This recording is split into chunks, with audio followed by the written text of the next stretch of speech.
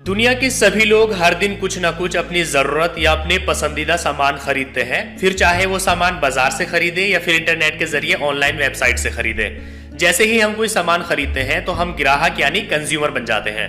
Consumer protection act 1986 के अनुसार कोई भी आदमी जो कोई चीज या कोई सर्विस खुद के इस्तेमाल के लिए खरीदता है तो उसे कंज्यूमर यानी उपभोक्ता कहा जाता है। कंज्यूमर प्रोटेक्शन एक्ट 1986 के अनुसार कंज्यूमर फोरम में केवल कंज्यूमर ही शिकायत कर सकता है। कंज्यूमर को परचेजर, बायर और कस्टमर जैसे नामों से भी पुकारा जाता है। सो गाइस, वीडियो में हम बात करने वाले हैं कंज्यूमर प्रोटेक्शन एक्ट 1986 के बारे में। यानी अगर आप कोई सामान खरीदते हैं या अगर आप कोई सर्विस लेते हैं तो उसमें अगर आपको कोई प्रॉब्लम आती है, कोई परेशानी आती है तो आप कब, कहां और कैसे शिकायत कर सकते हैं। तो चलिए पहले हम बात करते हैं कि कंज्यूमर फोरम होता क्या है। कंज्यूमर फोरम एक सरकारी संस्था होती है जहां सेलर और सप्लायर के खिलाफ आप कंप्लेन कर सकते हैं। इन्हें कंज्यूमर कोर्ट भी कहा जाता है, जो कि एक्ट के तहत डिस्ट्रिक्ट, स्टेट और नेशनल लेवल पर कंज्यूमर को आने वाली प्रॉब्लम्स को दूर करते हैं और दोषियों पर एक्शन लेते हैं। जब भी आप कोई चीज खरीदते हैं तो अक्सर दुकानदार, कंपनी या डीलर या सर्विस प्रोवाइडर अपने फायदे के लिए आपको धोखा दे सकते हैं। अगर ऐसे में ग्राहक की दुकानदार, कंपनी, डीलर या सर्विस प्रोवाइडर सुनवाई नहीं करते हैं तो कंज्यूमर फोरम यानी कि उपभोक्ता फोरम का दरवाजा खटखटाया जा सकता है। Consumer forum ministry of consumer affairs, food and public distribution के तहत आता है।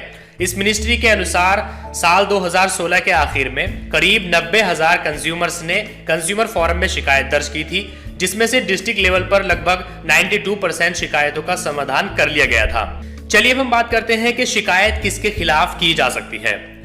आप दुकानदार के खिलाफ भी शिकायत कर सकते हैं जहां से आपने कोई सामान खरीदा है, या फिर आप किसी कंपनी के खिलाफ भी शिकायत कर सकते हैं, या आप किसी डीलर के खिलाफ भी शिकायत कर सकते हैं जिससे आपने कोई डील की हो, या फिर आप किसी सर्विस प्रोवाइडर के खिलाफ भी शिकायत कर सकते हैं, जैसे कि आपका इंटरनेट सर्विस प्रोवाइडर है या फिर केबल ऑपरेटर है। तो ये सब सर्विस प्रोवाइडर्स में आते हैं, आप इनके खिलाफ भी शिकायत कर सकते हैं। चलिए अब हम बात करते हैं कि शिकायत कौन कर सकता है। विक्टिम कंज्यूमर यानी जिसने कोई सामान खरीदा है या कोई सर्विस ली है वो शिकायत कर सकता है, या कोई भी एक फर्म चाहे वो रजिस्टर्ड हो या ना हो वो भी शिकायत कर सकती है। कोऑपरेटिव सोसाइटी या फिर लोगों का कोई भी ग्रुप शिकायत कर सकता है। राज्य या केंद्र सरकारें भी शिकायत कर सकती हैं। कंज्यूमर की अगर मौत हो जाती है तो इस सिचुएशन में उसके कानूनी वारिस भी कंप्लेन कर सकते हैं। चलिए अब हम बात करते हैं कि आप जो कंप्लेन करते हैं, शिकायत करते हैं, उसमें क्या होना चाहिए। शिकायत में शिकायत करने वाले का और जिसके खिलाफ शिकायत की जा रही है उन दोनों का नाम और पूरा पता होना चाहिए। शिकायत में जो आरोप लगाए गए हैं उनके समर्थन में डॉक्यूमेंट्स होने चाहिए, जैसे कि कैश मेमो हो सकती है, कोई रसीद हो सकती है, या कोई एग्रीमेंट्स वगैरह हो सकते हैं।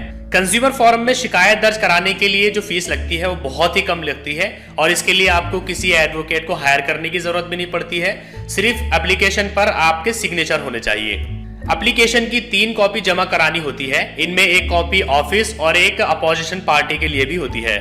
शिकायत के साथ ही आपको पोस्टल ऑर्डर या फिर डिमांड ड्राफ्ट के जरिए फीस जमा करनी होती है। डिमांड ड्राफ्ट या फिर postal order president, district forum या फिर स्टेट फोरम के बिहाफ में बनता है। शिकायत के आखिर में आपको ये बताना होता है कि कोर्ट से आप चाहते क्या हैं, यानी आप केस क्यों कर रहे हैं। फॉर एग्जाम्पल, जैसे कि सामान बदलने के लिए आप केस कर रहे हैं, या आपका कोई नुकसान हुआ है उस नुकसान की भरपाई के लिए आप केस कर रहे हैं, या आपको जो मानसिक परेशानी हुई है उसके लिए आप कंपनसेशन लेना चाहते हैं, या फिर मुकदमे का जो खर्च होगा आप इसके लिए केस कर रहे हैं आप, या फिर आपको ये सारी चीजें चाहिए। तो ये लिखना आपके लिए जरूरी है क्योंकि कोर्ट उसी के आधार पर शिकायत करने वाले को फायदा पहुंचाती है। ऐसा अगर आप नहीं लिखते हैं तो कोर्ट की दी हुई किसी भी पेनल्टी पर जो अपोजिशन पार्टी है वो विरोध कर सकती है। इसलिए आपको एप्लीकेशन के लास्ट में जरूर लिखना चाहिए कि आप ये केस क्यों कर रहे हैं, आपको क्या चाहिए। चलिए अब हम बात करते हैं कि कंप्लेन की कहां जाती है। अगर आपके सामान की लागत 20 लाख रुपए से कम है तो आप डिस्ट्रिक्ट फोरम में शिकायत कर सकते हैं, और अगर आपके सामान की कीमत 20 लाख रुपए से 1 करोड़ के बीच में है तो आप स्टेट कमीशन में कंप्लेन कर सकते हैं, और अगर आपके सामान की कीमत 1 करोड़ रुपए से ज्यादा की है तो फिर आप उसकी शिकायत नेशनल कमीशन में कर सकते हैं। कंज्यूमर अपनी शिकायत उस जिले के कोर्ट में कर सकता है जिसमें सेलर का ऑफिस, दुकान या शोरूम वगैरह हो। कंज्यूमर अपने हिसाब से आसपास की अदालत नहीं चुन सकता है। हर कंज्यूमर फोरम में एक फाइलिंग काउंटर होता है जहां सुबह 10:30 बजे से लेके 1:30 बजे तक शिकायत दाखिल की जा सकती है। चलिए हम बात करते हैं कि कंप्लेन करने के लिए आपको कितनी फीस पे करनी पड़ती है। अगर आप 1 लाख रुपए तक के मामलों की कंप्लेन कर रहे हैं तो आपको 100 रुपए फीस देनी होगी। अगर आप 1 लाख से 5 लाख रुपए तक के मामलों के लिए कंप्लेन कर रहे हैं तो आपको 200 रुपए देने होंगे। अगर आप 10 लाख रुपए तक के मामलों के लिए कंप्लेन कर रहे हैं तो आपको 400 रुपए देने होंगे। और अगर आप 10 से लेके 20 लाख रुपए तक के मामलों के लिए कंप्लेन कर रहे हैं तो आपको 500 रुपए देने होंगे। और अगर आप 20 से लेके 50 लाख रुपए तक के मामलों के लिए कंप्लेन कर रहे हैं तो आपको 2000 रुपए देने होंगे। और अगर आप 1 करोड़ रुपए तक के मामलों के लिए कंप्लेन कर रहे हैं तो आपको 4000 रुपए कंप्लेन करने की फीस देनी होगी। चलिए अब हम बात करते हैं कि अगर कोर्ट कोई आदेश देता है और अपोजिशन पार्टी उसका पालन नहीं करती है तो फिर क्या होता है। अपोजिशन पार्टी अगर कोर्ट के आदेश का पालन नहीं करती है तो उसे कंप्लेन करने वाले को 10,000 रुपए की पेनल्टी और 3 साल तक की सजा दी जा सकती है। सजा भुगतने के बाद भी अगर आदेश का पालन बाकी रहता है यानी वो पेनल्टी नहीं चुकाता है तो जरूरत के मुताबिक आदेश का पालन करवाने के लिए प्रॉपर्टी भी जब्त की जा सकती है। चलिए अब हम बात करते हैं कि कंज्यूमर कोर्ट में आप कंप्लेन कैसे कर सकते हैं। कंज्यूमर कोर्ट में कंप्लेन करने के लिए आपको 4 ऑप्शन मिलते हैं। पहला ये कि आप ऑफलाइन कंप्लेन कर सकते हैं, उसके लिए आपको एक एप्लीकेशन लिख करके उसको कंज्यूमर कोर्ट में सबमिट करना होगा। दूसरा ऑप्शन ये है कि आप कॉल करके भी कंप्लेन कर सकते हैं, उसके लिए आपको 1800 114000 या फिर 14404 पर कॉल करनी होगी। इस नंबर पर आप कॉल करके अपनी कंप्लेन रजिस्टर करा सकते हैं। तीसरा ऑप्शन ये है कि आप SMS करके भी अपनी कंप्लेन रजिस्टर करा सकते हैं, उसके लिए आपको 8130009809 पर एक SMS करना होगा। जैसे आप SMS करेंगे तो ये आपको कॉल बैक करेंगे और आप अपनी कंप्लेन रजिस्टर करा सकते हैं। चौथा ऑप्शन ये है कि आप ऑनलाइन ही कंज्यूमर कोर्ट में कंप्लेन कर सकते हैं। उसके लिए सबसे पहले आपको अपने ब्राउजर में टाइप करना होगा consumerhelpline.gov.in। ये वेबसाइट टाइप करके जैसे आप एंटर करेंगे तो आपको कुछ इस तरह का इंटरफेस यहाँ पर शो होगा। सबसे पहले आपको यहाँ साइन अप पर क्लिक करना है। जैसे आप इस पर क्लिक करेंगे तो यहाँ आपको एक कंज्यूमर रजिस्ट्रेशन फॉर्म मिलेगा, आपको इसको फिल करना है। इसमें सबसे पहले आपको अपना फर्स्ट नेम देना है, उसके बाद आपको अपना लास्ट नेम देना है, उसके बाद आपको अपना कॉन्टैक्ट नंबर देना है, उसके बाद आपको अपना ईमेल आईडी या फिर एक यूजर नेम देना है, उसके बाद आपको अपना पासवर्ड चूज करना है। पासवर्ड में आपके कैपिटल, स्मॉल लेटर और नंबर और कैरेक्टर सब होना चाहिए। तो इस तरह से यहाँ पर आप अपना पासवर्ड चूज करेंगे। उसके बाद आपको अपने पासवर्ड को कंफर्म करना है। उसके बाद आपको यहाँ पर कैप्चा कोड फिल करना है। उसके बाद आपको सिंपली यहाँ साइन अप पर क्लिक करना है। जैसे ही आप साइन अप पर क्लिक करेंगे तो आपके सामने यहाँ पर लिखा हुआ आएगा registration successful, please verify in the registered email ID. तो आपकी ईमेल आईडी पर एक लिंक भेजा गया है, उसमें दिए गए लिंक पर आपको क्लिक करके उसको वेरीफाई करना है। वेरीफाई करने के बाद आपको सिंपली यहाँ साइन इन पर क्लिक करना है और यहाँ पर आपको अपना ईमेल एड्रेस देना है। उसके बाद आपको अपना पासवर्ड टाइप करना है, यहाँ पर आपको कैप्चा देना है और सिंपली साइन इन पर क्लिक कर देना है। जैसे ही आप साइन इन पर क्लिक करते हैं तो यहाँ पर देखिए कुछ टर्म और कंडीशंस दी गई है कि आप जो यहाँ पर कंप्लेन करेंगे वो RTI मैटर से जुड़ी हुई नहीं होनी चाहिए।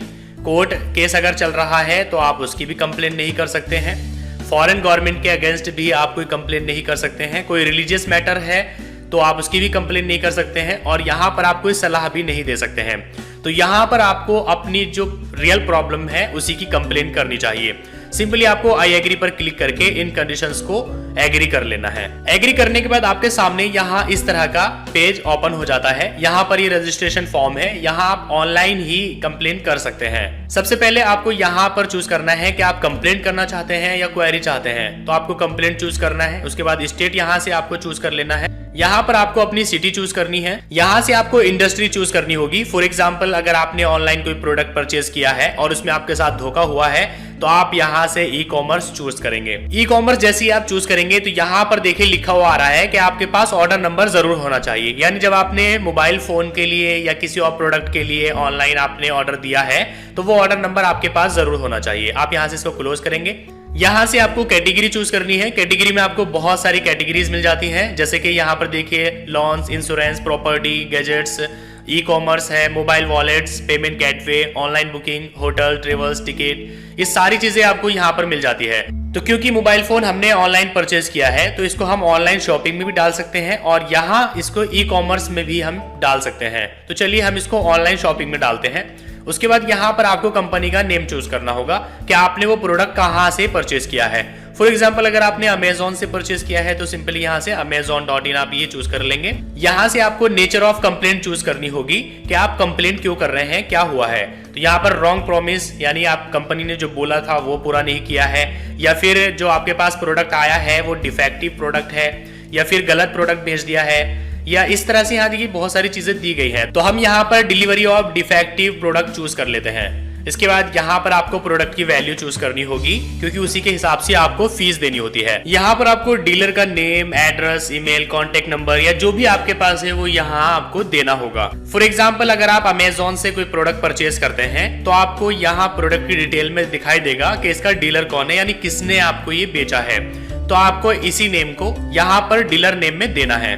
उसके बाद आपको यहाँ पर डिटेल्स में बताना होगा कि आप क्या कंप्लेन करना चाहते हैं। आप यहाँ पर टाइप कर सकते हैं और बता सकते हैं कि ऐसे आपने एक फ़ोन ऑर्डर किया और जब आपको वो ऑर्डर मिला तो उसमें आपको डिफेक्टिव पीस मिला है इस तरह से, और आपने जब कंपनी को कॉल किया इसके रिगार्डिंग तो कंपनी ने आपकी कोई भी हेल्प करने से मना कर दिया है। तो इस तरह से आप यहाँ डिटेल्स में बता सकते हैं। इसके अलावा आपको यहाँ पर 3 फाइल अपलोड करने के ऑप्शन भी मिलते हैं, यानी आप उस प्रोडक्ट का फोटो खींच के आप उसको यहाँ अपलोड कर सकते हैं।